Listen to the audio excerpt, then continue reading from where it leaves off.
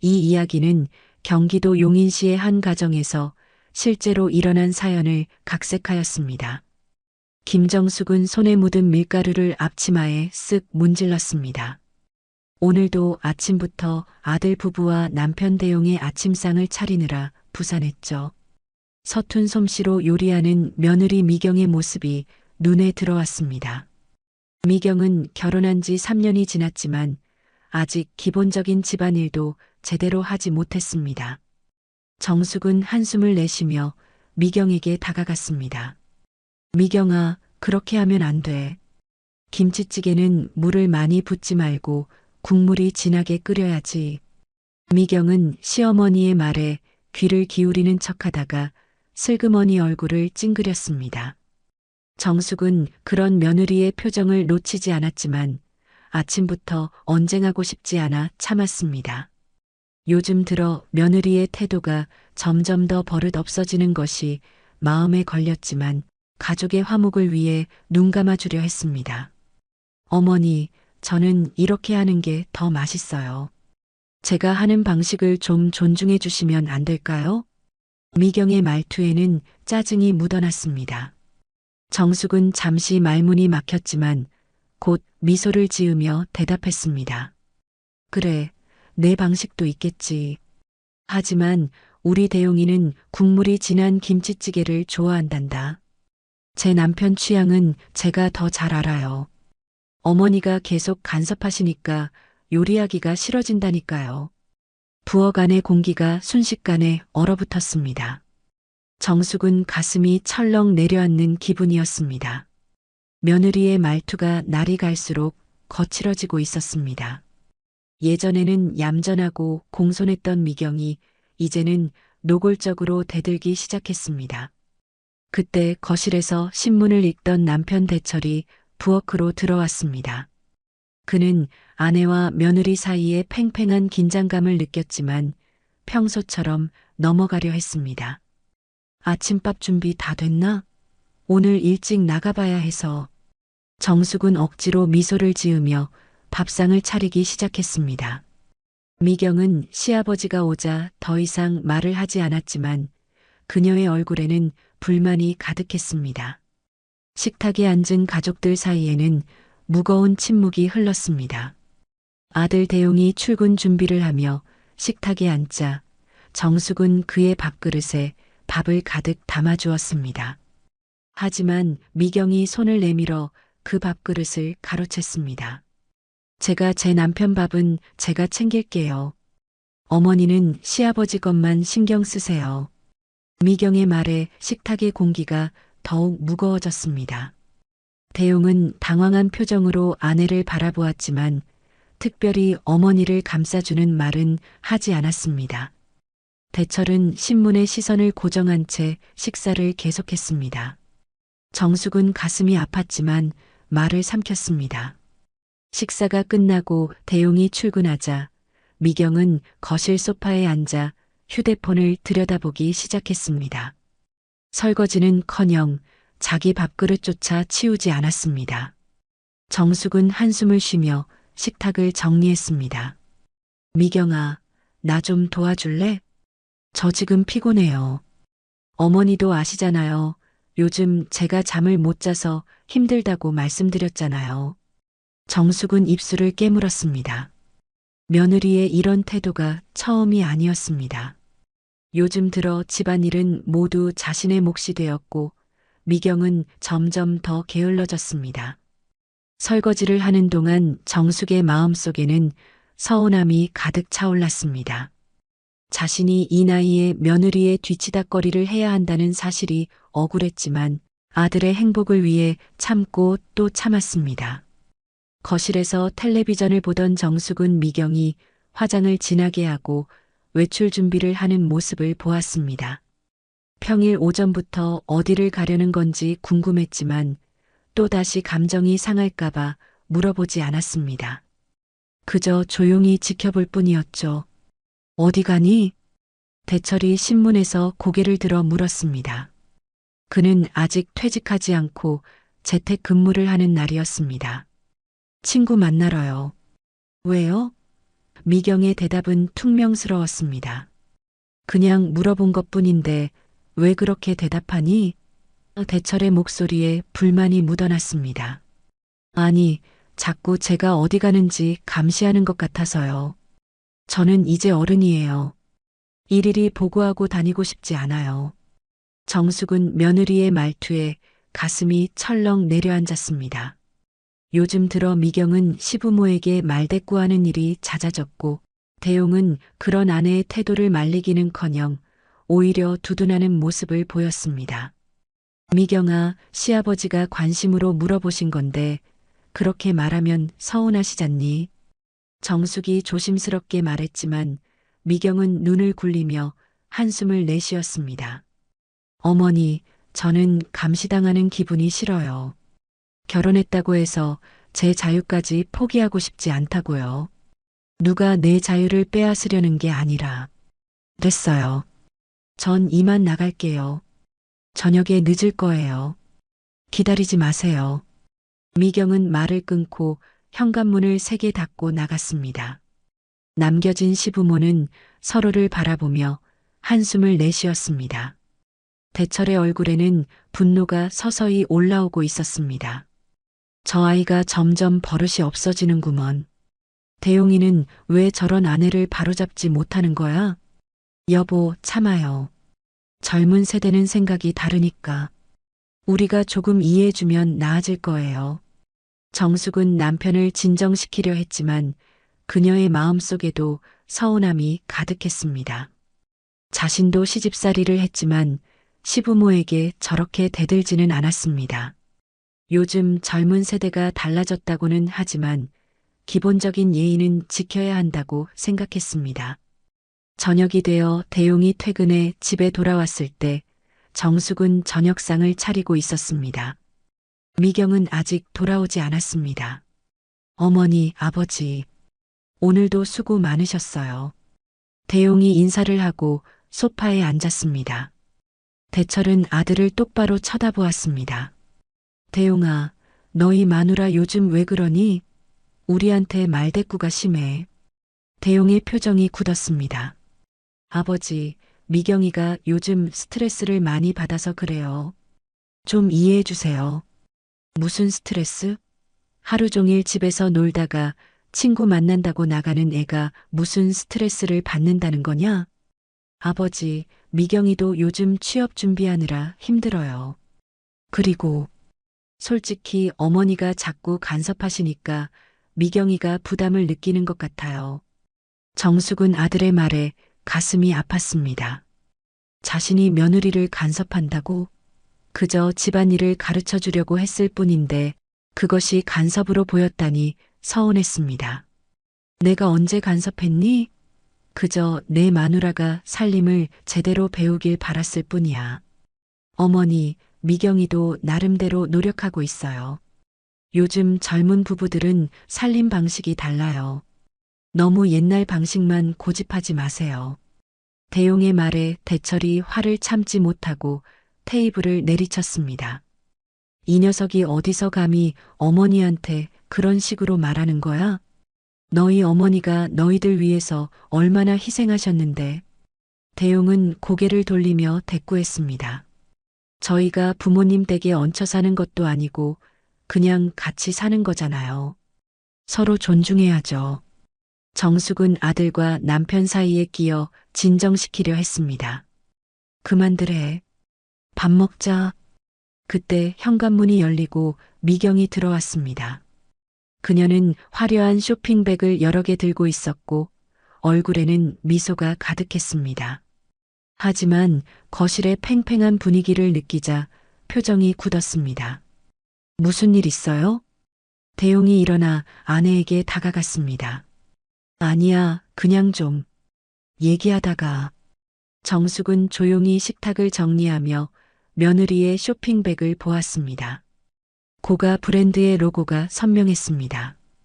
대용의 월급으로 저런 사치품을 살 여유가 있을까 걱정이 됐지만 말을 꺼내면 또다시 싸움이 날 것 같아 입을 다물었습니다.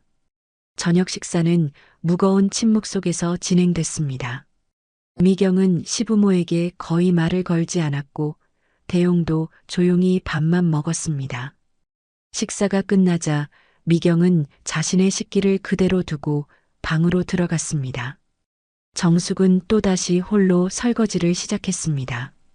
이런 일상이 계속되면서 정숙의 인내심은 점점 한계에 다다르고 있었습니다.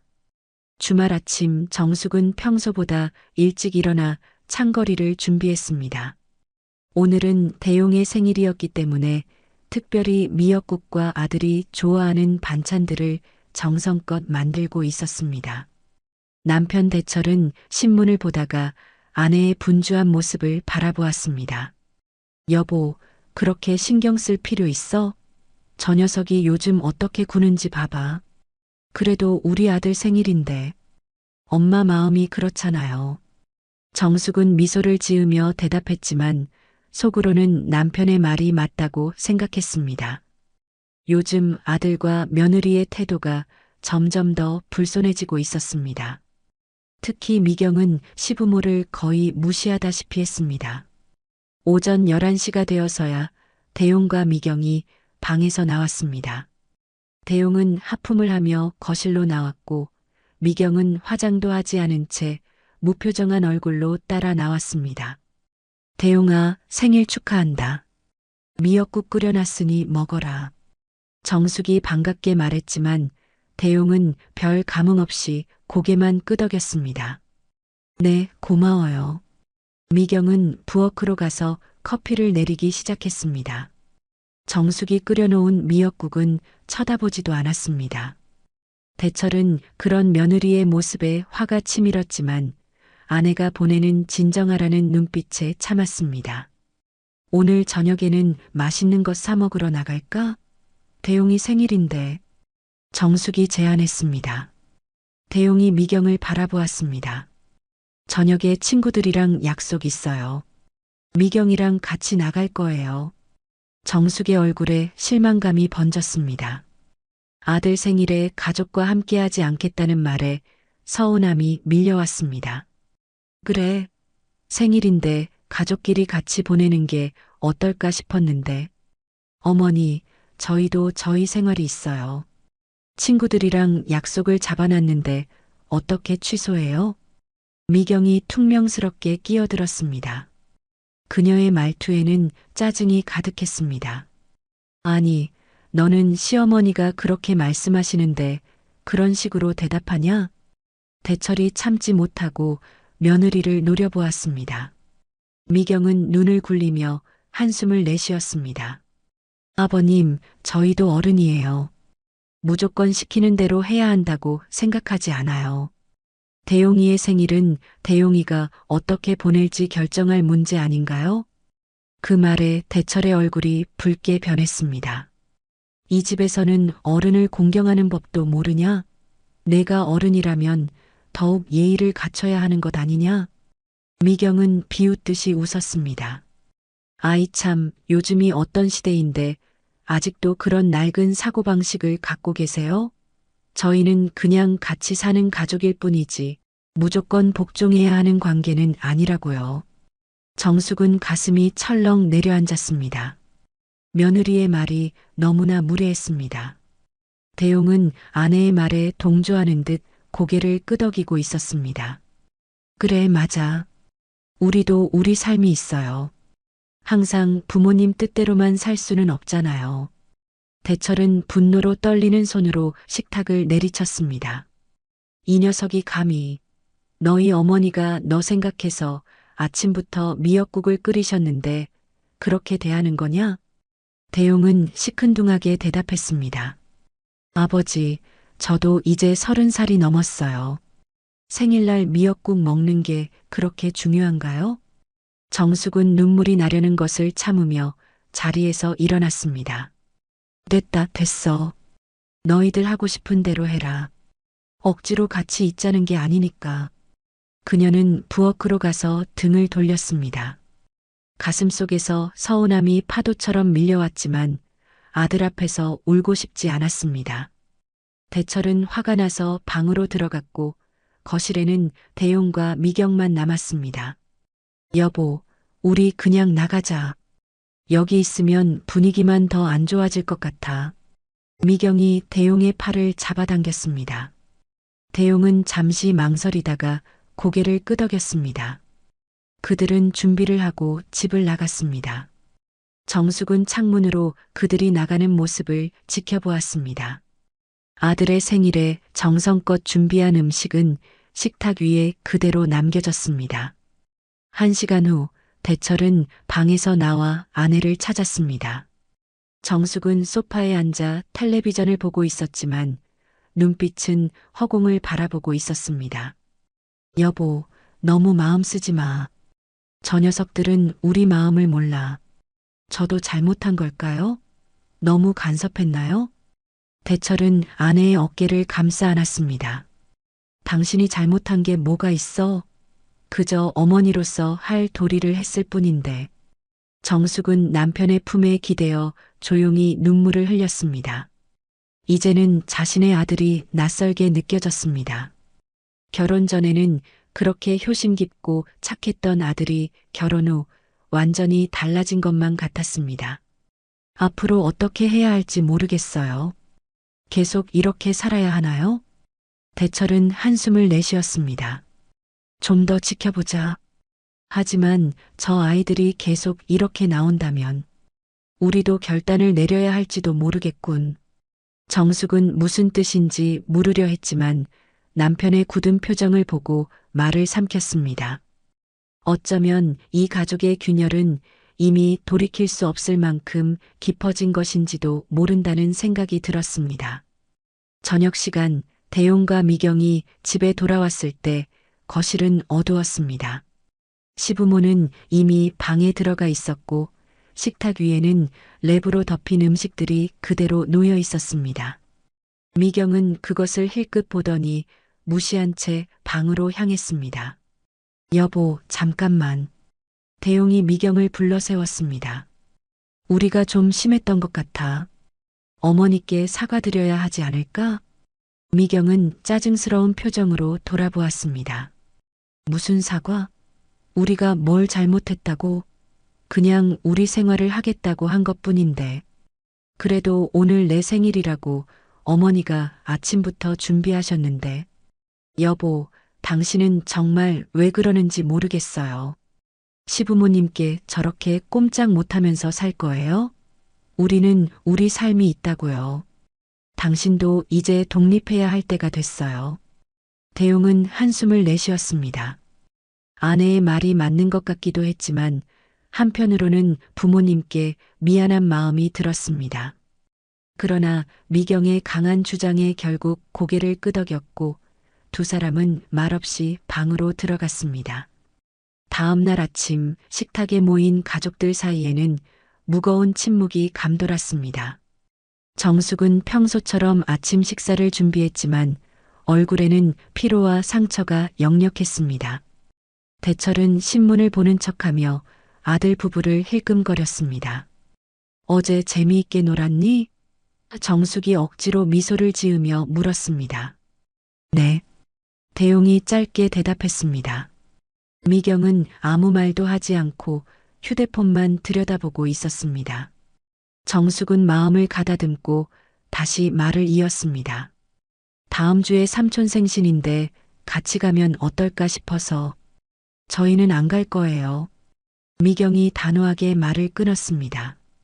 친척 모임 가면 항상 저희 결혼 생활에 대해 이것저것 물어보고 간섭하잖아요. 그런 자리 가기 싫어요. 정숙의 표정이 굳었습니다. 그래도 가족 행사인데. 어머니, 저희는 안 갈 거예요. 이해해 주세요. 미경의 말투는 예의도 없었고 거의 명령하는 듯 했습니다. 대철은 더 이상 참지 못하고 신문을 내려놓았습니다. 미경아, 그렇게 말하면 안 되지. 어른한테 좀 공손하게 말해야지. 미경은 눈을 굴리며 한숨을 내쉬었습니다. 아버님, 저는 그냥 솔직하게 말한 것뿐이에요. 억지로 웃으면서 가식적으로 행동하는 것보다 솔직한 게 낫잖아요. 솔직함과 무례함은 다른 거다. 대철의 목소리가 높아졌습니다. 내가 이 집에서 살고 있으면서 어른을 존중하지 않는 태도는 도저히 이해할 수 없구나. 미경은 비웃듯이 웃었습니다. 아이 참, 이 집이 누구 집인데요? 대용이랑 제 이름으로 대출받아서 산 집이잖아요. 그냥 부모님을 모시고 사는 거지 부모님 집에 얹혀 사는 게 아니라고요. 정숙은 가슴이 철렁 내려앉았습니다. 며느리의 말이 너무나 충격적이었습니다. 대철의 얼굴이 순식간에 붉게 변했습니다. 뭐라고? 너 지금 무슨 말을 하는 거야? 대용이 급하게 끼어들었습니다. 아버지, 진정하세요. 미경이가 그런 뜻으로 한 말이 아니에요. 그럼 무슨 뜻이란 말이냐? 너희가 집을 샀다고 해도 우리를 이렇게 무시해도 된다는 뜻이냐? 미경은 시어머니를 향해 돌아보며 말했습니다. 어머니, 솔직히 저는 요즘 너무 스트레스 받아요. 집에 들어오면 항상 감시받는 기분이고 뭘 해도 잘못한다고 지적받고 이렇게 살기 싫어요. 정숙은 눈물이 맺히는 것을 참으며 대답했습니다. 내가 언제 너를 감시했니? 그저 집안일을 알려주려고 했을 뿐인데 그게 바로 간섭이에요. 미경이 소리쳤습니다. 저는 어머니처럼 살고 싶지 않아요. 저는 제 방식대로 살 거예요. 대철은 분노로 떨리는 손으로 식탁을 내리쳤습니다. 이 무례한 아이야. 어떻게 감히 시어머니한테 그런 식으로 말할 수 있니? 아버지, 대용이 소리쳤습니다. 제발 그만하세요. 미경이도 할 말이 있으니까 그런 거예요. 너는 대체 뭐 하는 놈이냐? 내 아내가 내 어머니한테 저렇게 무례하게 구는데 가만히 있을 수 있어? 대용은 어깨를 으쓱했습니다. 미경이 말이 틀린 것도 아니잖아요. 요즘은 서로 존중하며 사는 시대예요. 부모님도 조금 바뀌셔야죠. 정숙은 더 이상 참을 수 없어 일어났습니다. 눈물이 볼을 타고 흘러내렸습니다. 내가 그렇게 잘못했니? 그저 너희를 위해서. 미경은 차갑게 대꾸했습니다. 어머니, 저희를 위한다면서 오히려 저희 삶을 통제하려고 하시잖아요. 그건 사랑이 아니라 집착이에요. 그 말에 대철이 참지 못하고 벌떡 일어나 미경에게 다가갔습니다. 그의 눈에는 경로가 가득했습니다. 이 버릇없는 년, 감히 내 아내에게 그런 말을. 대철은 화를 참지 못하고 손을 들어 미경의 뺨을 세게 때렸습니다. 탁 하는 소리와 함께 미경이 뒤로 비틀거렸고 주방이 순간 얼어붙었습니다. 정숙은 놀라서 소리를 지르며 남편을 말리려 했습니다. 여보, 안 돼요. 미경은 얼굴을 부여잡고 충격에 빠졌습니다. 그녀의 눈에서는 눈물이 흘러내렸고 뺨에는 대철의 손자국이 선명하게 남았습니다. 대용은 그 광경을 보고 격분하여 벌떡 일어나 아버지에게 달려들었습니다. 그는 아버지의 멱살을 잡고 소리쳤습니다. 아버지, 어떻게 제 아내를 때릴 수 있어요? 당신이 우리 아버지라도 이건 용서할 수 없어요. 이 불효자식아, 손 놓지 못해? 대철은 아들의 손을 뿌리치려 했지만 대용은 더 세게 멱살을 잡았습니다. 정숙은 울며 두 사람 사이에 끼어들었습니다. 그만해. 제발 그만해. 미경은 울면서 대용의 팔을 잡아당겼습니다. 여보, 그만해요. 가요, 우리. 대용은 천천히 아버지의 멱살을 놓았지만 그의 눈에는 분노가 가득했습니다. 이제 더 이상 참을 수 없어요. 우리는 오늘 이 집을 나갈 거예요. 정숙은 아들의 말에 충격을 받았습니다. 대용아, 그게 무슨 말이니? 어머니, 죄송합니다. 하지만 이제 더 이상 이렇게 살 수 없어요. 우리는 오늘 짐을 싸서 나갈 거예요. 대철은 비웃듯이 말했습니다. 그래, 나가라. 이런 불효자식은 내 아들이 아니다. 정숙은 눈물로 범벅이 된 얼굴로 아들을 붙잡으려 했지만 대용은 미경의 손을 잡고 방으로 향했습니다. 그들은 짐을 싸기 시작했고 1시간 후 집을 나갔습니다. 집이 조용해진 지 이틀째 정숙은 텅 빈 아들의 방을 바라보며 한숨을 내쉬었습니다. 대용과 미경이 나간 후 집안에는 무거운 침묵만이 감돌았습니다. 대철은 평소보다 더 말이 없어졌고 종일 서재에 틀어박혀 있었습니다. 정숙은 조심스럽게 서재 문을 두드렸습니다. 여보, 점심 드세요. 대철은 책상에 앉아 서류를 보고 있었습니다. 그의 얼굴에는 피로와 상처가 가득했습니다. 식욕이 없어. 당신이나 먹어. 정숙은 남편 옆에 앉았습니다. 대용이한테 전화해 볼까요? 어디서 지내는지라도 알아봐야. 필요 없어. 대철의 목소리는 단호했습니다. 그런 불효자식은 더 이상 내 아들이 아니야. 그래도 우리 아들인데. 아들? 아버지 멱살을 잡은 놈이 무슨 아들이야? 대철이 고개를 들어 아내를 바라보았습니다. 당신은 그 순간을 잊었나? 내가 평생 그 녀석을 위해 얼마나 희생했는데 결국 돌아온 것이 이거야. 정숙은 말을 잇지 못했습니다. 남편의 말이 맞았습니다. 대용이 아버지의 멱살을 잡은 것은 절대로 용서할 수 없는 행동이었습니다. 그럼에도 불구하고 어머니의 마음은 아들을 걱정하지 않을 수 없었습니다. 앞으로 어떻게 할 거예요? 대철은 한동안 말이 없었습니다. 그러다 갑자기 서류 서랍을 열고 부동산 관련 서류들을 꺼냈습니다. 이걸 봐. 정숙은 남편이 내민 서류를 받아들었습니다. 그것은 그들이 소유한 부동산 목록이었습니다. 집 몇 채와 땅, 그리고 상가 건물까지 대철이 평생 모은 재산이 빼곡히 적혀 있었습니다. 이게 다 뭐예요? 우리가 대용이에게 물려주려고 했던 재산 목록이야. 대철은 비통한 미소를 지었습니다. 하지만 이제 필요 없겠지. 정숙은 남편의 말뜻을 이해하고 놀란 눈으로 바라보았습니다. 여보, 설마. 맞아. 이 모든 것을 팔아버릴 거야. 그 불효자식에게 한 푼도 남기지 않을 거야. 하지만 여보, 너무 극단적인 것 아닐까요? 우리가 평생 모은 재산인데. 대철은 단호하게 고개를 저었습니다. 난 결심했어. 짐승 같은 자식들에게 물려줄 바에는 차라리 사회에 환원하는 게 낫겠어. 정숙은 남편의 굳은 결심을 보고 더 이상 말을 잇지 못했습니다. 대철은 책상 위에 놓인 전화기를 들어 어딘가에 전화를 걸었습니다. 김 실장님? 네, 대철입니다. 제가 전에 말씀드렸던 부동산 매각건에 대해 상담하고 싶은데요. 네, 지금 바로 사무실로 가겠습니다. 대철은 전화를 끊고 일어났습니다. 나 좀 나갔다 올게. 정숙은 남편이 나가는 모습을 바라보며 한숨을 내쉬었습니다. 모든 것이 너무 빠르게 변하고 있었습니다.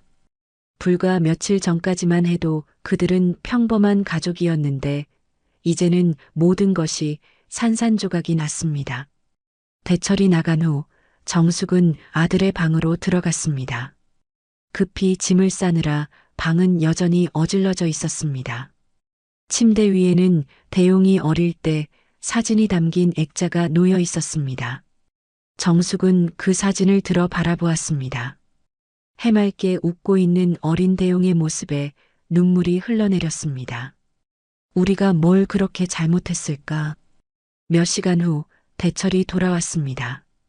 그의 표정은 결연했고 손에는 서류 가방을 들고 있었습니다. 여보, 어떻게 됐어요? 내일부터 부동산 매각을 시작할 거야. 이미 부동산 중개인들과 약속을 잡았어. 정숙은 놀라서 말을 잇지 못했습니다. 남편이 이렇게까지 결단을 내릴 줄은 몰랐습니다.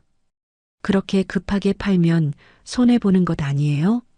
손해를 보든 말든 상관없어. 빨리 정리하고 싶어.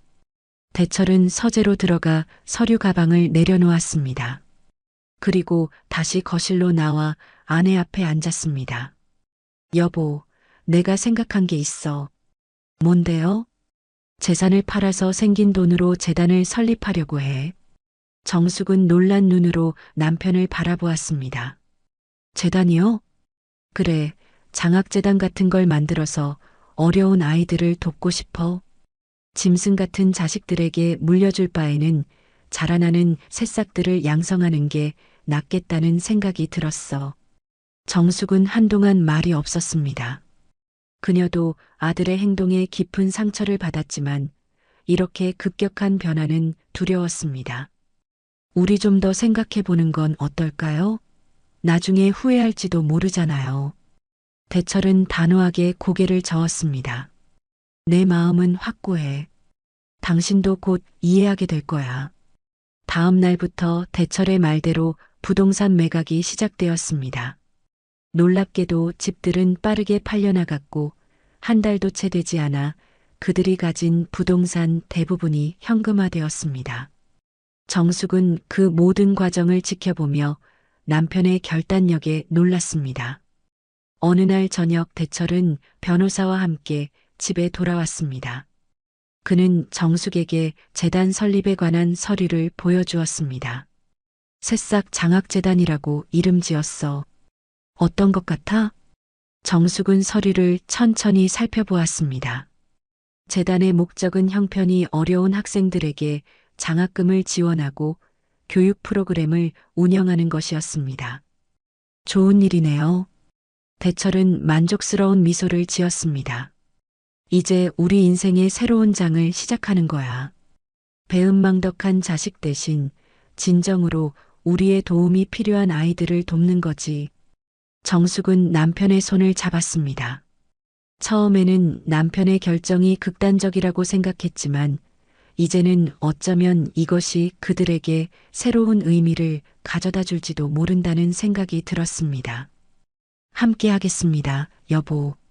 대철은 아내의 손을 꼭 쥐었습니다. 그들의 눈에는 이제 결연한 의지가 빛나고 있었습니다.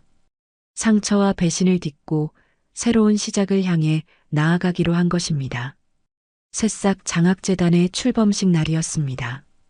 대철과 정숙은 아침부터 분주히 준비했습니다. 출범식은 시내 중심가에 있는 호텔 연회장에서 열릴 예정이었고 많은 인사들이 참석할 것이라고 했습니다. 여보, 넥타이 좀 매줘요. 대철이 정숙에게 부탁했습니다. 정숙은 남편의 넥타이를 매주면서 그의 얼굴을 바라보았습니다. 몇 달 전만 해도 우울하고 분노로 가득 찼던 남편의 표정이 이제는 활기차고 의욕에 넘쳐 보였습니다. 재단 설립을 준비하는 과정에서 대철은 완전히 다른 사람이 된 것 같았습니다. 긴장되세요? 조금. 대철이 미소 지었습니다. 하지만 설레기도 해. 이제 정말 새로운 시작이니까. 두 사람은 준비를 마치고 호텔로 향했습니다. 연회장에 도착하자 이미 많은 사람들이 모여 있었습니다. 교육청 관계자들, 지역 유지들, 그리고 장학금을 받게 될 학생들과 그 가족들까지 예상보다 훨씬 많은 사람들이 참석했습니다. 김 이사님, 이렇게 많은 분들이 오실 줄 몰랐네요. 대철이 재단 설립을 도와준 변호사에게 말했습니다. 선생님의 뜻이 워낙 고귀하시니까요. 모두들 감명받으셨습니다. 출범식은 순조롭게 진행되었습니다. 대철의 인사말, 재단의 취지 설명, 그리고 첫 장학생들에 대한 소개까지 모든 순서가 감동적이었습니다. 특히 장학금을 받게 된 학생들의 사연을 들으며 정숙은 눈시울을 붉혔습니다. 어려운 환경 속에서도 꿋꿋하게 공부하는 아이들의 모습이 너무나 감동적이었습니다. 대철은 단상에 올라 마이크를 잡았습니다. 오늘 이 자리에 와주신 모든 분들께 진심으로 감사드립니다. 새싹 장학재단은 우리 사회의 미래인 아이들을 돕기 위해 설립되었습니다. 저와 제 아내는 평생 모은 재산을 이 재단에 기부하기로 했습니다. 짐승 같은, 아니, 우리 자신의 아이들보다 더 넓은 의미에서 사회의 아이들을 돕고 싶었습니다. 대철은 잠시 말을 멈추고 깊은 숨을 내쉬었습니다. 그는 짐승 같은 자식들이라는 말을 하려다가 참은 것이었습니다. 이 공식적인 자리에서 그런 감정을 드러내는 것은 적절하지 않다고 생각했기 때문입니다. 우리는 이 재단을 통해 진정한 가족의 의미를 새롭게 발견했습니다. 혈연으로 맺어진 가족을 넘어서 우리 사회의 모든 아이들이 우리의 자녀라는 생각으로 이 일을 시작합니다. 앞으로도 많은 관심과 응원 부탁드립니다. 박수 소리가 연회장을 가득 채웠습니다. 정숙은 남편을 자랑스럽게 바라보았습니다. 대철의 연설은 짧았지만 진심이 담겨 있었고 참석자들의 마음을 움직인 것 같았습니다. 출범식이 끝나고 사람들이 하나둘씩 떠나갈 때 한 기자가 대철에게 다가왔습니다. 박 회장님, 지역 신문 기자인데요. 잠시 인터뷰 좀 가능할까요? 대철은 미소를 지으며 고개를 끄덕였습니다. 물론이죠. 이렇게 큰 재산을 사회에 환원하기로 결정하신 특별한 계기가 있으신가요? 대철은 잠시 생각에 잠겼습니다. 아들과의 갈등을 공개적으로 말하고 싶지는 않았습니다. 특별한 계기라기보다는 오랫동안 생각해온 일이었습니다. 제 아내와 저는 자녀가 하나뿐인데 모든 재산을 자녀에게만 물려주는 것보다 사회에 도움이 되는 일을 하고 싶었습니다. 기자는 메모를 하며 고개를 끄덕였습니다. 정말 훌륭한 결정이십니다. 혹시 자녀분은 이 결정에 대해 어떻게 생각하시나요? 그 질문에 대철의 표정이 굳었습니다. 정숙이 재빨리 나서서 대답했습니다. 저희 아들은 현재 해외에 있어서 재단 설립 과정에 직접 참여하지는 못했습니다. 하지만 그 아이도 분명 우리의 뜻을 이해할 거라고 생각합니다. 정숙은 거짓말을 했습니다. 대용은 해외에 있지 않았고 그들은 아들과 몇 달째 연락을 하지 않고 있었습니다. 하지만 가족의 불화를 공개적으로 드러내고 싶지 않았습니다. 기자는 만족스러운 듯 고개를 끄덕이고 자리를 떠났습니다. 대철은 아내의 손을 꼭 잡았습니다. 고마워요, 여보. 정숙은 미소를 지었지만 그녀의 눈에는 슬픔이 깃들어 있었습니다. 아무리 새로운 시작을 한다 해도 아들에 대한 그리움과 아픔은 쉽게 사라지지 않았습니다. 집으로 돌아오는 길, 대철과 정숙은 출범식의 성공을 자축하며 이야기를 나누었습니다. 하지만 집에 도착해 현관문을 열자 예상치 못한 광경이 그들을 기다리고 있었습니다. 대용과 미경이 거실 소파에 앉아 있었습니다. 아버지, 어머니. 대용이 일어나 인사했습니다. 그의 표정은 어둡고 긴장되어 있었습니다. 미경은 옆에서 고개를 숙이고 있었습니다. 대철의 얼굴이 순식간에 굳었습니다. 너희들이 왜 여기 있지? 저희가 이야기할 게 있어서요. 정숙은 남편의 팔을 잡았습니다. 그녀는 아들을 보자 가슴이 아팠지만 동시에 남편의 분노도 이해했습니다. 무슨 이야기? 이제 와서 할 말이 뭐가 있다는 거냐? 대용은 한숨을 내쉬었습니다. 저희가 뉴스를 봤어요. 재단 설립 소식이요. 대철은 차갑게 웃었습니다. 그래서 내가 상속받을 재산이 없어진 것 때문에 왔니? 아니에요, 아버지. 저희는 정말 죄송합니다. 그동안 저희가 너무 잘못했어요. 미경도 고개를 들어 말했습니다. 정말 죄송합니다. 어머님, 아버님. 제가 너무 버릇없이 굴었어요. 용서해 주세요. 정숙은 며느리의 진심 어린 사과에 마음이 흔들렸지만 대철은 전혀 동요하지 않았습니다. 용서? 그게 그렇게 쉬운 일인 줄 아니? 내가 내 아내에게 한 모욕적인 말들, 그리고 내가 나를 향해 손을 든 것을 어떻게 용서할 수 있지? 대철의 목소리는 차갑고 단호했습니다. 그는 재단 출범식에서 보여준 따뜻한 모습은 온데간데 없이 분노로 가득 차 있었습니다. 아버지, 정말 제가 잘못했습니다. 그때는 제가 너무 흥분해서 그만, 대철이 소리쳤습니다. 말 그만해. 너희가 여기 온 진짜 이유는 재산 때문이잖아. 재단 소식을 듣고 놀라서 달려온 거지. 대용과 미경은 말문이 막혔습니다. 그들의 침묵이 대철의 말이 옳다는 것을 증명하는 듯 했습니다. 정숙이 조심스럽게 말했습니다. 그래도 우리 아들인데 한 번만 더 기회를 주면 어떨까요? 대철은 단호하게 고개를 저었습니다. 안 돼. 이미 결정된 일이야.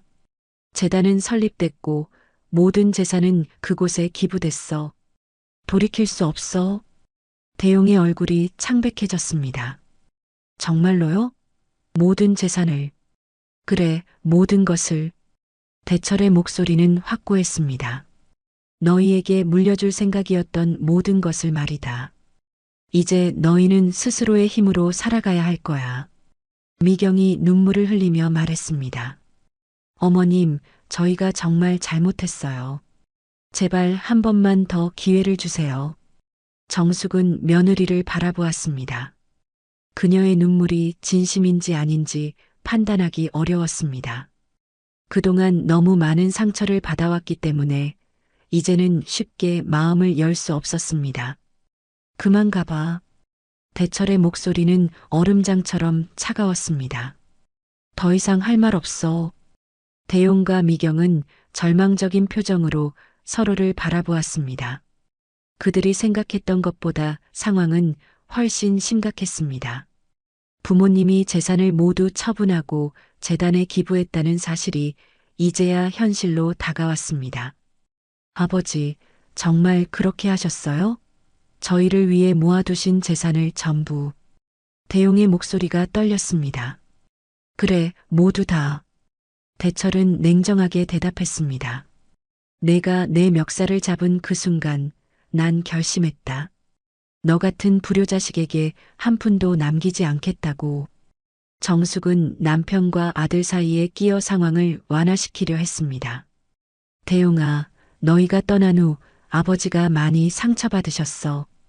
우리도 처음에는 재단 설립이 극단적인 결정이라고 생각했지만 시간이 지나면서 그것이 우리에게 새로운 의미를 가져다 준다는 걸 알게 됐단다.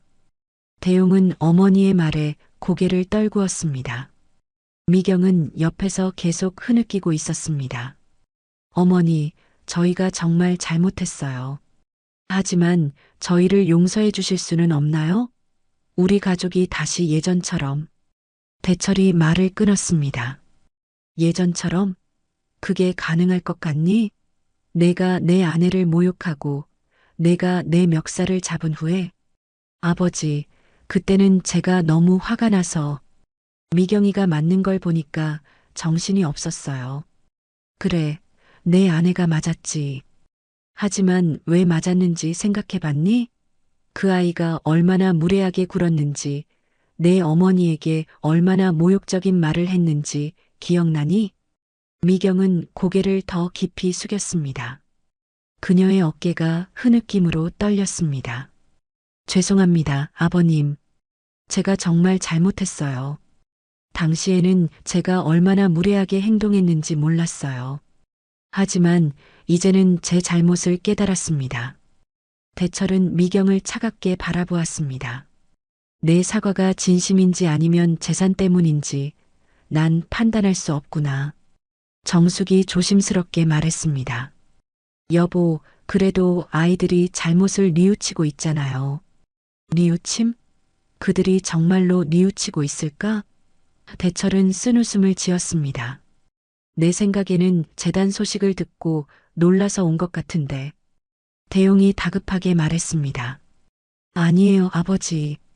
물론 재단 소식은 충격이었지만 그것보다 저희가 얼마나 잘못했는지 깨달았어요. 이 몇 달 동안 정말 많이 반성했습니다. 정숙은 아들의 말을 듣고 마음이 흔들렸습니다. 어머니로서 아들을 믿고 싶었지만 동시에 남편의 의심도 이해할 수 있었습니다. 여보, 우리 일단 차라도 한 잔 마시면서 이야기해 볼까요? 대철은 한숨을 내쉬었습니다. 그는 아내의 제안을 거부하고 싶었지만 정숙의 간절한 눈빛을 보고 마지못해 고개를 끄덕였습니다. 정숙은 부엌으로 가서 차를 준비했습니다. 거실에 남은 세 사람 사이에는 무거운 침묵이 흘렀습니다. 대철은 창밖을 바라보며 생각에 잠겼고 대용과 미경은 소파에 앉아 고개를 숙인 채 기다렸습니다. 차를 마시며 대용이 조심스럽게 말을 꺼냈습니다. 아버지, 어머니, 저희가 지난 몇 달 동안 정말 힘들었어요. 처음에는 분노와 원망이 컸지만 시간이 지나면서 제가 얼마나 잘못했는지 깨달았습니다. 미경도 덧붙였습니다. 맞아요. 제가 너무 교만했어요. 시어머니께서 좋은 뜻으로 하시는 말씀을 모두 간섭으로 받아들이고 버릇없이 굴었습니다. 정말 죄송합니다. 정숙은 며느리의 말에 조금 마음이 누그러졌습니다. 하지만 대철은 여전히 차가운 표정이었습니다. 그래서 이제 와서 사과한다고 해서 모든 게 원상복구될 거라고 생각하니? 대용이 고개를 저었습니다. 아니요, 아버지. 그런 기대는 하지 않습니다. 다만 저희를 용서해 주시고 다시 가족으로 받아주셨으면 해서요. 가족? 대철은 비웃듯이 말했습니다. 내가 나를 향해 손을 들었을 때 이미 그 관계는 끊어졌다. 정숙이 남편의 손을 잡았습니다. 여보, 그래도 우리 아들이잖아요. 대철은 아내를 바라보았습니다. 그의 눈에는 여전히 분노가 남아 있었지만 동시에 깊은 피로감도 보였습니다. 당신은 아직도 그 아이들을 용서할 수 있어? 정숙은 잠시 생각에 잠겼습니다. 그녀도 아들과 며느리에게 깊은 상처를 받았습니다. 특히 미경이 그녀를 모욕했던 그 순간들은 지울 수 없는 기억이었습니다. 하지만 그녀는 어머니였고 아들을 완전히 포기할 수는 없었습니다. 용서는 시간이 필요할 것 같아요. 하지만 적어도 대화는 할 수 있지 않을까요? 대철은 한숨을 내쉬었습니다. 그는 자리에서 일어나 창가로 걸어갔습니다. 잠시 밖을 바라보다가 다시 돌아와 아들을 향해 말했습니다. 용서는 쉽게 되지 않는다. 특히 너희가 우리에게 준 상처는 너무 깊어. 하지만 그는 잠시 말을 멈추었다가 계속했습니다. 재단 일을 하면서 내가 많은 것을 배웠다. 용서와 화해의 중요성도 그중 하나지. 하지만 진정한 용서는 진정한 뉘우침이 있을 때만 가능하다. 대용의 눈에 희망이 번졌습니다. 아버지, 저희는 정말로 뉘우치고 있어요. 말이 아닌 행동으로 보여줘야 할 거다. 대철의 목소리는 단호했습니다. 나는 아직 너희를 완전히 용서할 준비가 되지 않았어. 그리고 재산에 관해서는 이미 모든 것이 재단으로 넘어갔다. 그것은 바꿀 수 없어. 미경이 고개를 들었습니다. 아버님, 저희는 재산을 바라고 온 것이 아닙니다.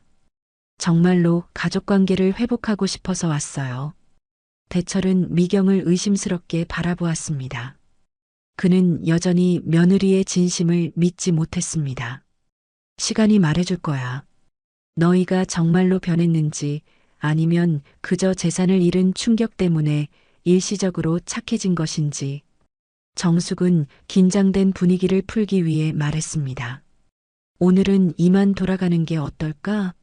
모두 감정이 격해져 있으니 조금 시간을 두고 다시 만나자. 대용과 미경은 서로 바라본 후 고개를 끄덕였습니다. 그들은 천천히 일어나 현관으로 향했습니다. 정숙은 그들을 배웅했지만 대철은 거실에 남아 있었습니다. 현관에서 대용이 어머니에게 작은 목소리로 물었습니다. 어머니, 정말로 모든 재산을 재단에 기부하신 거예요? 정숙은 아들의 눈을 바라보았습니다. 그의 눈에서 여전히 재산에 대한 미련이 보였습니다. 그녀의 마음에 실망감이 밀려왔습니다. 그래, 모든 것을. 그리고 그것은 아버지와 내가 함께 내린 결정이야. 후회하지 않는다. 대용의 표정이 굳었습니다. 미경은 옆에서 한숨을 내쉬었습니다. 그럼 다음에 다시 찾아뵐게요. 대용과 미경이 떠난 후 정숙은 거실로 돌아왔습니다. 대철은 소파에 앉아 생각에 잠겨 있었습니다. 어떻게 생각해요, 여보? 대철은 고개를 들어 아내를 바라보았습니다. 난 아직 그들을 믿지 못하겠어. 특히 미경이. 그 아이의 사과가 진심인지 의심스러워. 정숙은 남편 옆에 앉았습니다. 나도 그래요. 하지만 대용이는 우리 아들이잖아요. 완전히 관계를 끊기는. 당신 마음을 이해해. 대철이 아내의 손을 잡았습니다. 하지만 난 아직 준비가 안 됐어. 그들이 정말로 변했는지 지켜볼 시간이 필요해. 정숙은 고개를 끄덕였습니다. 그녀도 아들과 며느리의 진심을 확신할 수 없었습니다. 하지만 적어도 대화의 문은 열려 있었고 그것만으로도 작은 위안이 되었습니다. 재단 일은 어떻게 될까요? 계속할 거야. 대철의 목소리는 단호했습니다. 그것은 변함없어. 우리가 시작한 일이고 많은 아이들에게 도움이 될 거야. 정숙은 미소를 지었습니다.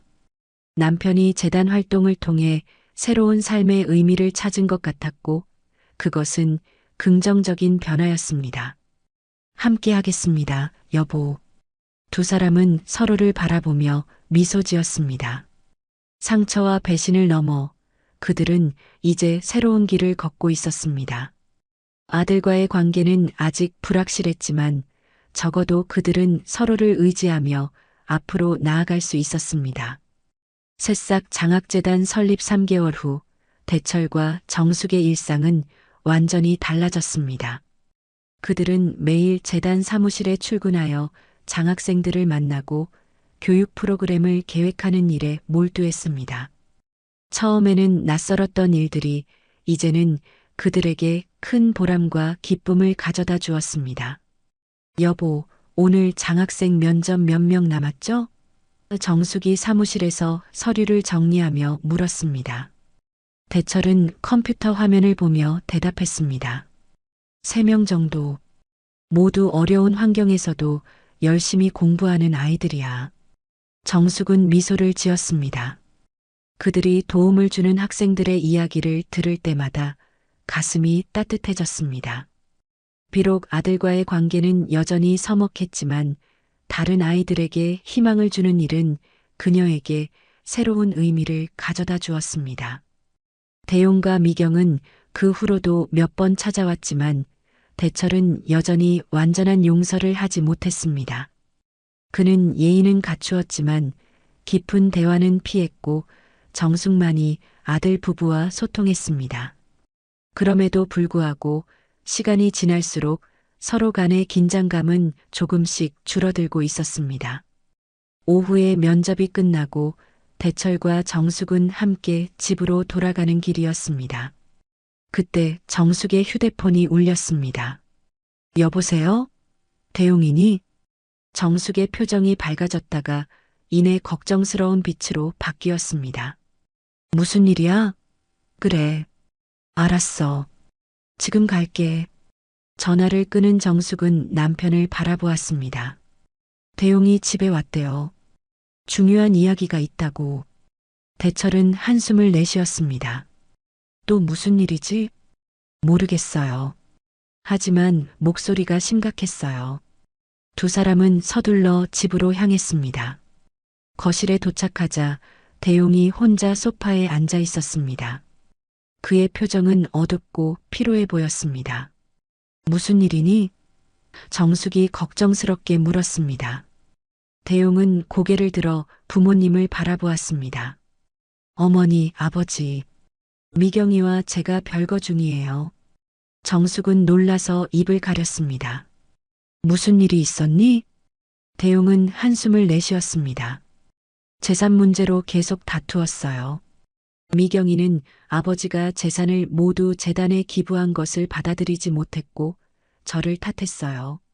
내가 부모님께 더 잘했으면 이런 일이 없었을 거다라며 대철은 소파에 앉으며 말했습니다. 역시 그랬군. 그 아이의 사과가 진심이 아니었다는 걸 난 알고 있었어. 아버지, 미경이도 처음에는 정말 뉘우치고 있었어요. 하지만 시간이 지나면서 욕심이 다시 살아났나 봐요. 특히 친구들이 부모님께 상속받은 재산 자랑을 할 때마다 더 심해졌어요. 정숙은 아들 옆에 앉아 그의 어깨를 감쌌습니다. 많이 힘들었겠구나. 대용은 고개를 끄덕였습니다. 어머니, 아버지. 이제야 제가 얼마나 잘못했는지 정말로 깨달았어요. 그동안 부모님께 얼마나 상처를 드렸는지. 그의 눈에는 진심 어린 후회가 담겨 있었습니다. 대철은 아들을 자세히 관찰했습니다.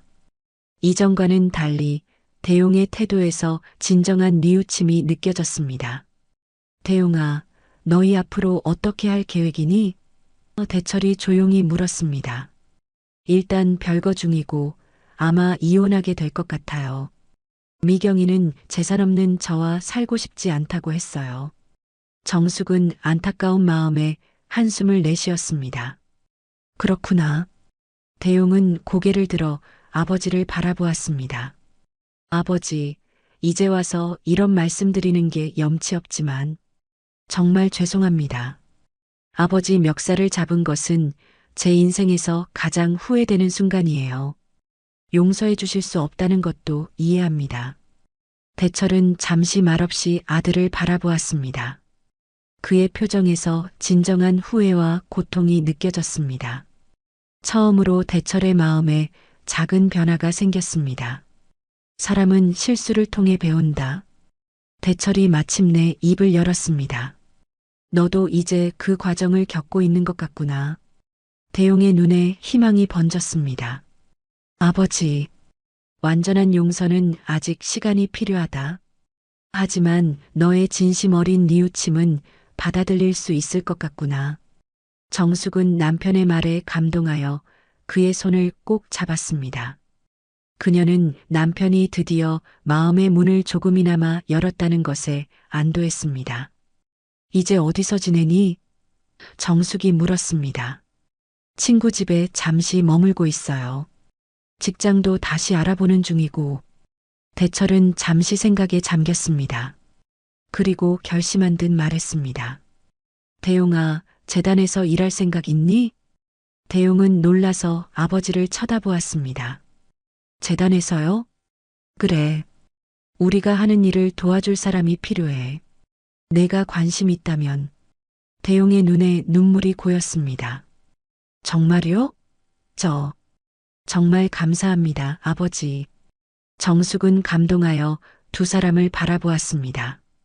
오랜 시간 동안 단절되었던 부자 관계가 조금씩 회복되는 모습이 너무나 기뻤습니다. 물론 처음부터 중요한 일을 맡기지는 않을 거야. 기본적인 것부터 배워야지. 네, 아버지. 어떤 일이든 열심히 하겠습니다. 대철은 고개를 끄덕였습니다. 그리고 당분간 이 집에서 지내도 좋아. 내 방은 그대로 있으니까.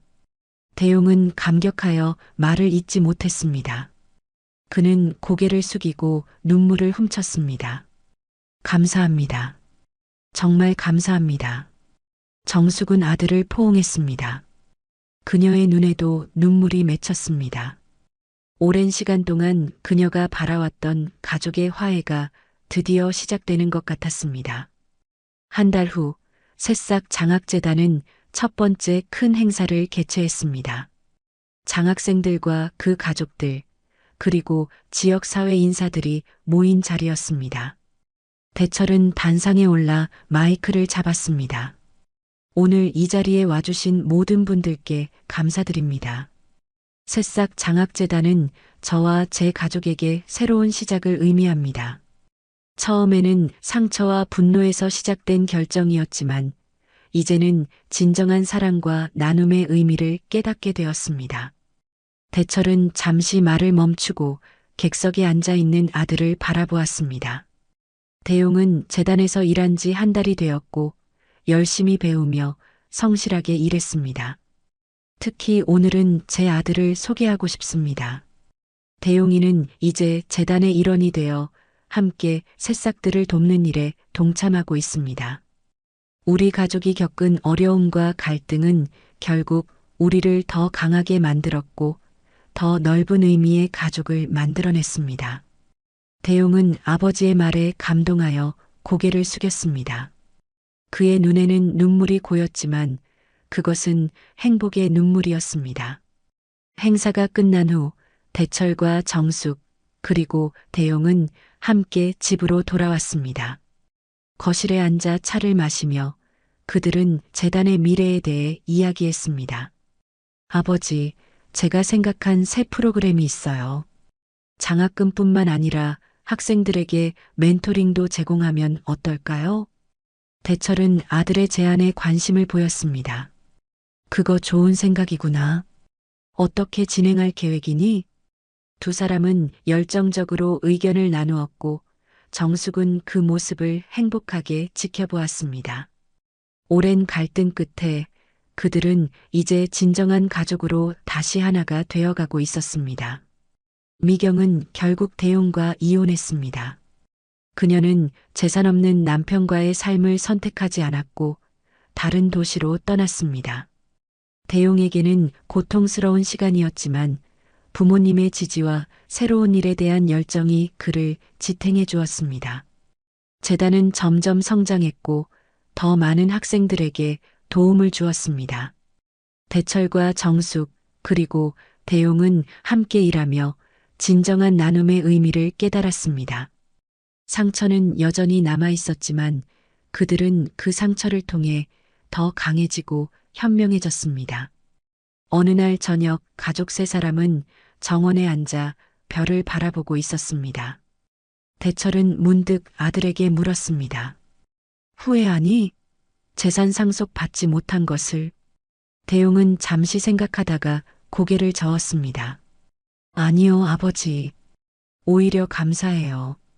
그 결정이 없었다면 저는 지금처럼 성장하지 못했을 거예요. 그리고 그는 미소를 지었습니다. 미경이와의 관계도 언젠가는 깨졌을 거예요. 그녀는 저를 진심으로 사랑한 게 아니었으니까요. 정숙은 아들의 어깨를 감쌌습니다. 내가 그렇게 생각해주니 정말 기쁘구나. 대철은 고개를 끄덕였습니다. 그는 여전히 아들에게 완전한 용서를 하지 않았지만 그의 마음은 점점 열리고 있었습니다. 시간이 해결해 줄 것이라고 믿었습니다. 아버지, 어머니. 대용이 진지하게 말했습니다.